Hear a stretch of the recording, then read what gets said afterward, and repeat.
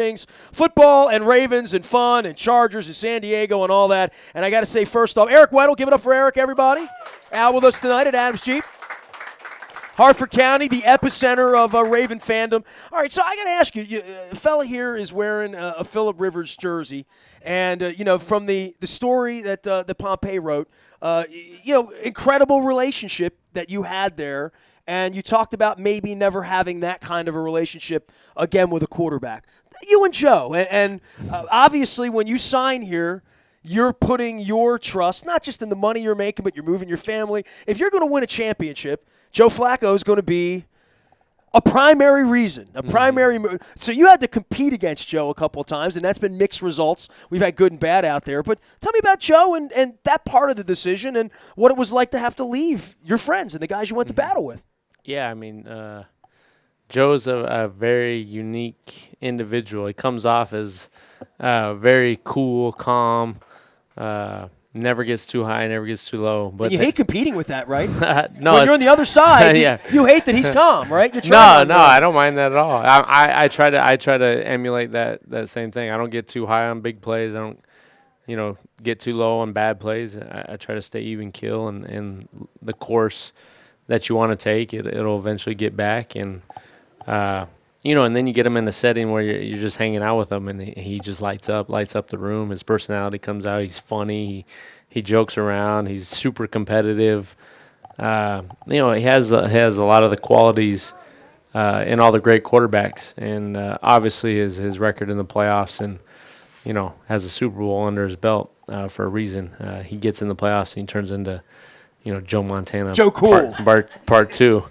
So that was obviously a big reason coming here, knowing that he can light it up and it plays big in big time games, and it's that quality and that character is hard to find in individuals, and you want to be around those types of guys. Is it different than you thought it was going to be him? You said you get around it.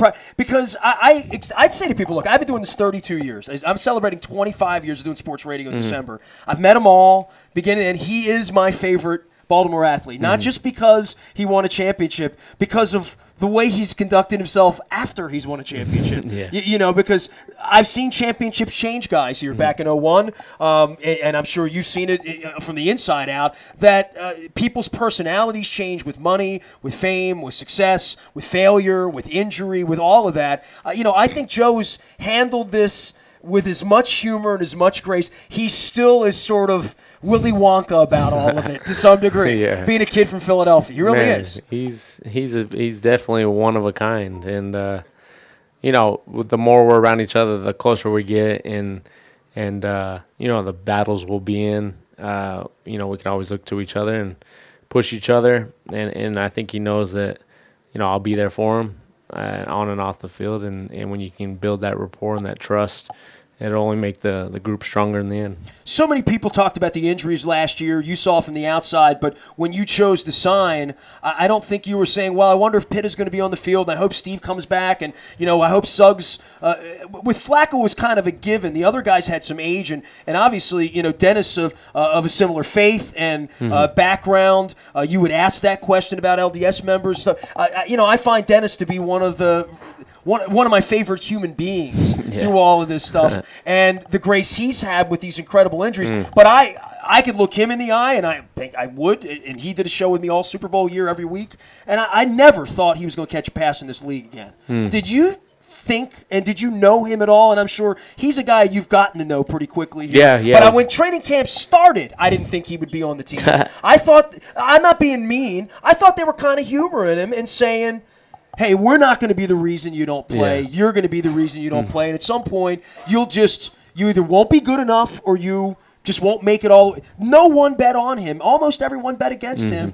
I already had massive respect for him, but he caught 9 passes. I mean, he might catch 75 passes this year. He looks like the old Dennis Pitta. Yeah, I mean, we've definitely connected on a level outside of football and just being teammates and competing against each other in college, and having that friendly rivalry. But shoot, I mean, I never saw Dennis when he got hurt and what he looked like after. All I saw him was when I got here and playing against him. So he looks as good as he's ever been, and he's healthy, he's energized. He's a guy that knows what he's capable of doing, and is out to prove it still, and has the drive. And you get a guy who's driven, a la me, a la other guys. Steve Smith's a little driven, just a little bit. Yeah, he's a little strong. I don't know if you know. Yeah, you get the makes of a great season, and guys that are gonna do special things together. So I couldn't be more happy for Dennis. I get more excited and happy when other guys make plays and make big plays than myself doing it. I don't know why, but seeing him make those catches and running up the field, and seeing CJ make that game-winning interception, I mean, it was such an adrenaline rush for me that you fiend for it, and you just can't wait to get out there with your guys next Sunday. All right, so I've told you of my affinity for the Murph, and my aunt lived out in San Diego all of my childhood. The girls were prettier, the air was cleaner, the beach was nicer, the waves were bigger, the beer was colder. It was like all of that. So I would go out to San Diego as part of my misspent youth out there, and of all the memories I have at the Murph, I saw a lot of baseball games, Tony Gwynn, World Series games in '98, all that stuff. Trevor Hoffman coming out to Hell's Bells and all the stuff. The 4th and 29 play, maybe it still pains you, I don't know. But when it came time, I wrote a book on the team, right? So I have a whole chapter kind of dedicated to 4th and 29. And you were, when I think of you before you signed here, I think of that play. Yeah. And your role in that play. I know. And your incredible frustration was saying, it was 28, not 29. And I think we'll still 3.5, 4 years later now argue about the spot of that ball. But that was the craziest play. Anyone with in their right mind who's sane knows they were short and knows that I blatantly got hit in the back and got knocked out. But it's all good. I'm still waiting for my Super Bowl ring, because if I make that tackle and no penalty, you don't make the playoffs. So I'm still waiting. He speaks the truth. I mean, I can't argue the point, but of all the plays you've ever been on the field, I can't imagine a play that had more impact in a season, that changed your season, changed the Ravens' season, and to your point, everyone in powder blue or with the bold on their helmets still would say that wasn't a first down. Everybody here is like, well, it depends on the camera angle. It depends on what you were looking at and the spot and all that. But it really did. I remember being in the locker room after that game, and Ray Rice came out to the podium, and he's shorter than me. And I looked at him, and I'm like, all right, you got to explain what happened there. And just the fact that Flacco dumped the ball off. Yeah. I mean, I was 35 yards deep, and I saw him check it down. I'm like, this is the dumbest decision will go down in the history of football. We gave the game away. The game's over. And then you have 4 guys that overrun the play. And nobody even pitched the ball. No, you know what I mean? Like, usually on a pitch or something freaky. This was just... It was wild. The will, Who was your linebacker? He played Spikes. Takia Spikes was on the field. And this is the truth, because you can't get out of San Diego after the game, right? So the game ends. We took the trolley back downtown. I'm in the hotel room. I'm tweeting and feeling good about myself, looking for some fish tacos. My wife's asleep. And the 10 o'clock news comes on in the San Diego Chargers report, the television show. And Taquio had to show up at a television studio and sit there with a laser pointer that night. And, they were doing a post-game show about that game. And I said, I've never felt more sorry for a football player to have to talk about that play after it happened. And then you signed here. Yeah, I mean, now I'm going to be a part of that. So it's You'll get that extra yard when you need it. Yeah. You'll get that measure. Listen, I don't live in the past, so I don't really care now. Now he's Mark McGuire. I'm a Raven. Now he's Mark What's done is done. I'm looking to living each day till it's my last. So. That's good. All right, so explain the beard, because I was... Beard? Yeah, the beard. The beard. The beard. Well, there were a lot of pictures of you a long time ago, and I remember what you looked like before it. Yeah. I did a thing with Flacco. Do you remember the Fu Manchus Flacco and Pitta and all the guys had the year before the Super Bowl? most of the city had Fu Manchus. Oh, yeah. And we had sunglasses with them. We had them in San Diego, as a matter of fact. All my pictures, we were playing you guys that week. They were wearing, Flacco. He's out at a family function. All of his Italian relatives get together. He's with Pitta, and they joke that they should grow Fu Manchus. So they did. And then the media laughed at them, and I grabbed them. I'm like, I'll do it. I'll get everybody in the city doing a Fu Manchu. So we started a hashtag. We did a cartoon thing. We did a charity turn. Flacco came out. And next thing you know, I have the most ridiculous pictures. Like, when I look back on those pictures, I'm like, God, we all look so stupid, you know? And I was, in your honor, because I knew you were going to be the first guy to come out and do the show, I started to grow, like, the little Springsteen goatee thing last week, but this crap's coming in silver, and I know I don't have that much wisdom. You know what I mean?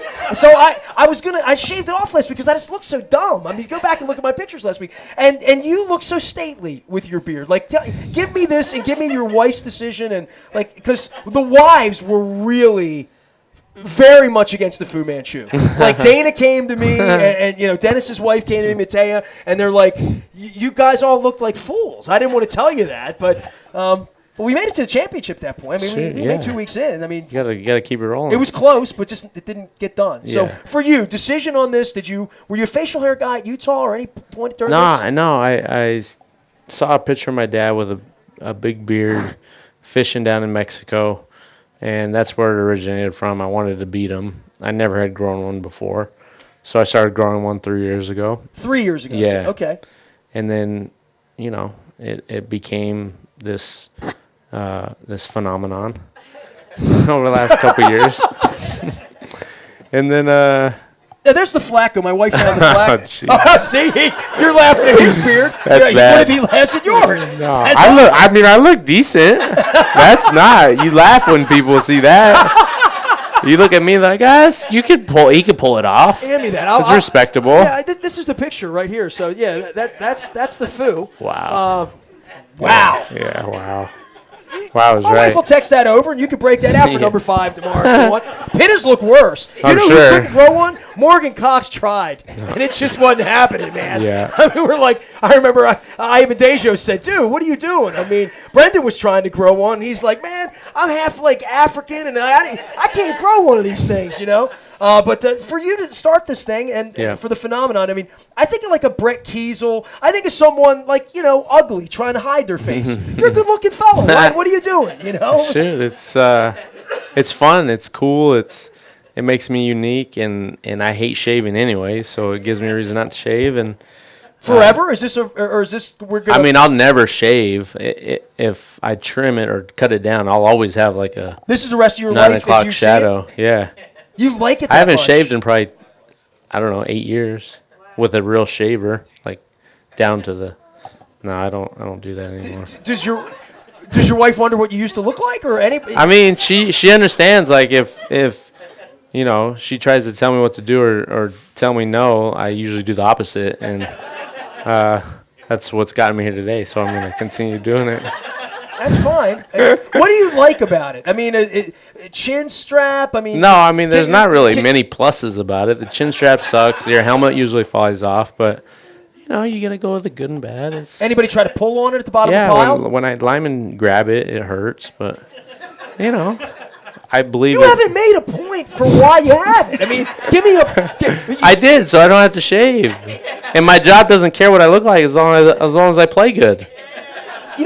I didn't know your sense of humor, but I went to your locker last week, and I don't know why I'm intimidated by him. Maybe it is the beard. I don't know. I go up to guys that are 6'9", and I have nothing. This guy, but I got in the locker. I kind of got in his space, and the next thing I know, he like came at me, and he was like doing this thing with the beard, and I'm like, I wanted to tweet. I'm like, man, you haven't lived till Weddle has like zhuzhed his beard at 3 foot level, But there's a lot. See, my guy back there knows he's got a big old white beard. It's a Santa Claus thing he's got going on there. Good look, He man. understands. We're just different. We're just different people.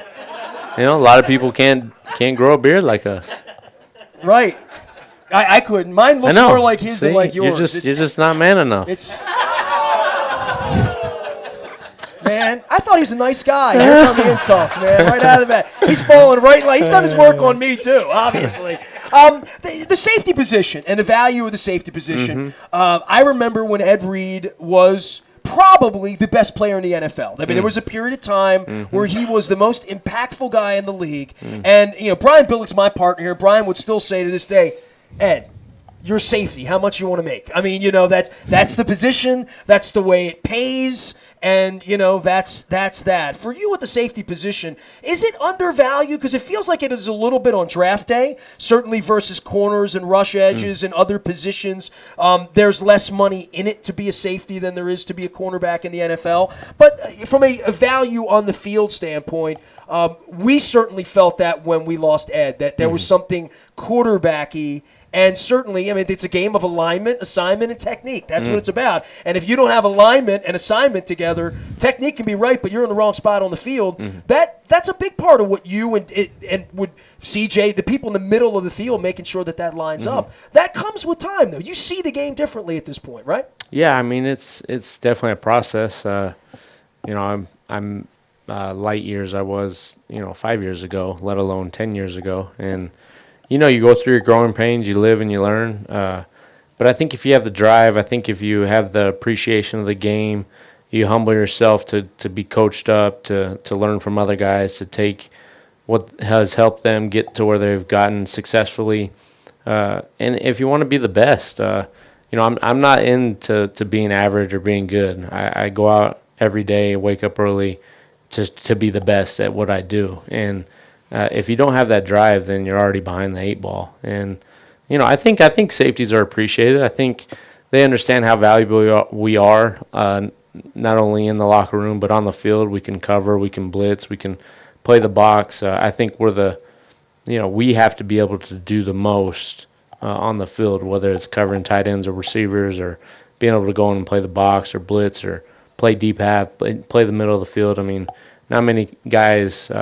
You look around the league can do what I do, and that's what separates myself in the bunch. Fast enough to chase a wide receiver, right? Strong enough to tackle a tight end and guard it, and obviously big enough to take on some blocks when you're trying to come up the middle and somebody's putting a fat back helmet on you. You got to take out Kyle Juszczyk and try to figure out where Juice can't handle me. Can't handle you? Yeah. I mean that's a smack talk of defense and offense, isn't it? Yeah, no doubt. That's my guy. So I can Eric Weddle out with us. We're swabbing for the Bone Marrow Registry for There Goes My Hero. We're at Adams Jeep. Give it up for Hartford County and Aberdeen, and Eric making the drive up here. Step out, we'll take a break. We have one more cool segment ahead. We're going to talk about Los Angeles. We're going to talk about the Bone Marrow Registry. We're going to talk about a three-sport athlete. He likes baseball. I found that out. We're going to talk about that more. I'm Nestor. This is WNST.net, AM 1570, and WNST Towson, Baltimore. And we never stop talking Baltimore sports.